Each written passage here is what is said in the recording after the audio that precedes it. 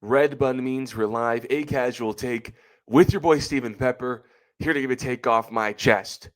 So, a lot of people today are going to be walking back their Chiefs takes, and I want everyone to point and laugh because I tried telling y'all since the beginning of the season, and I even doubled down when they started 0-2. You absolutely cannot count out the Chiefs as contenders in the AFC. You can't. And people were trying to say, oh, but Baltimore's the best team now. Lamar's quarterback won.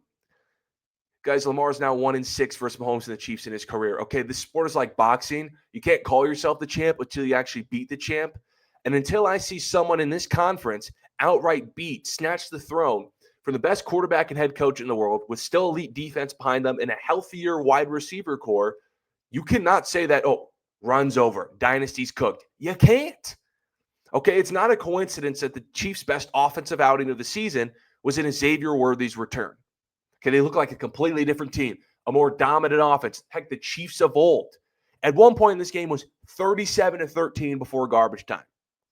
And you really had people trying to make takes about this team without their receivers.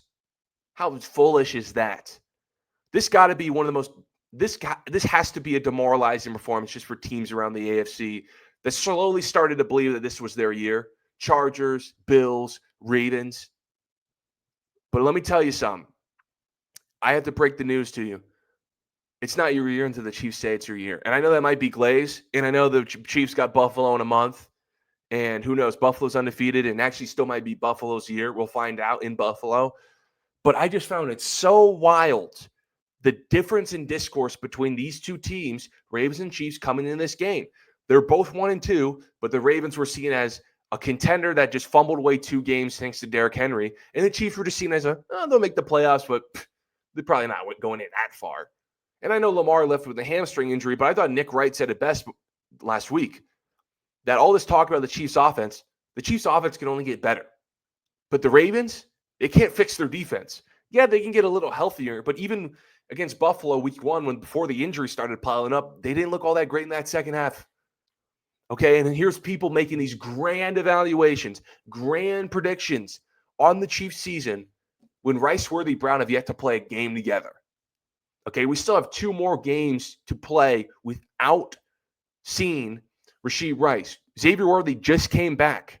Hollywood Brown is staying healthy, and he's solid. And in Worthy's return, Patrick Mahomes had a touchdown to 4 different teammates. He hasn't had a 4-touchdown game in 2 years. And by the way, none of those touchdowns were to Worthy or Kelsey. I think when he hit that last touchdown, I believe it was to Pacheco, that Drake bar from Headlines kept playing in my head. I had someone tell me I fell off. Ooh, I needed that. Man and Mahomes need that just to show the world I'm still quarterback 1. You can't pull Mahomes off the top of the mountain yet. He's the youngest quarterback now to 250 passing touchdowns. But I didn't think people gave him enough credit for how he was carrying this offense. Yeah, the stat sheet didn't look great against a Lamar or a Josh Allen or even a Herbert. But just watch with your eyes. Yeah, the Chiefs, it was the first time scoring over 30 points this season.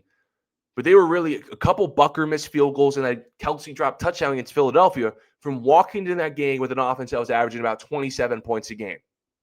Now, I don't know what their offense output now with this 37 ball, but it's really good. I get a lot of vibes from this team, like the 2021 squad, albeit they had prime Tyreek and Travis Kelce. But remember, they came off that Super Bowl loss with an extreme hangover. They started 3-4, and they still found a way to beat Josh Allen and host an AFC championship game. That is 110% still on the table for this team. 110%. Okay? I just can't believe people were making big evaluations and predictions about this team without their wide receivers. Heck, they didn't have their wide receiver 1 or RB1 for most of last year, and they still went 15-2 and went to the Super Bowl. Beat Josh Allen. Where was Lamar in that playoff run? Listen, I'm not saying that the Chiefs are going to win the Super Bowl this year because the Eagles and Lions are good teams. I'm just talking about the AFC, where the Chiefs own, where the AFC has been running through Kansas City since 2019. They've hosted the AFC Championship game all but 1 year since. In hosting the AFC Championship year, I know they're 2-2, but that's very well still on the table. I just couldn't believe the difference of discourse between Lamar and the Ravens and Mahomes and the Chiefs. The AFC still runs through Kansas City. I want everyone to know that. Stop making the same mistake y'all do every year, which was as soon as it gets a little rough, we did it with Brady's Patriots, where we just didn't like them. Okay, we're so tired of them winning. As soon as they have a little rough patch, we want to bury them and prop up the new guy. Until they say it's over, until they say they're no longer the champs, until they're no longer wearing the belt in that conference, they're still the champs. And we have to treat them like it. But I appreciate everyone for tuning in this episode of A Casual Take. What do you guys think about the Chiefs' performance against Baltimore? Follow me on Twitter at StephenPepper38. Until next time, see you.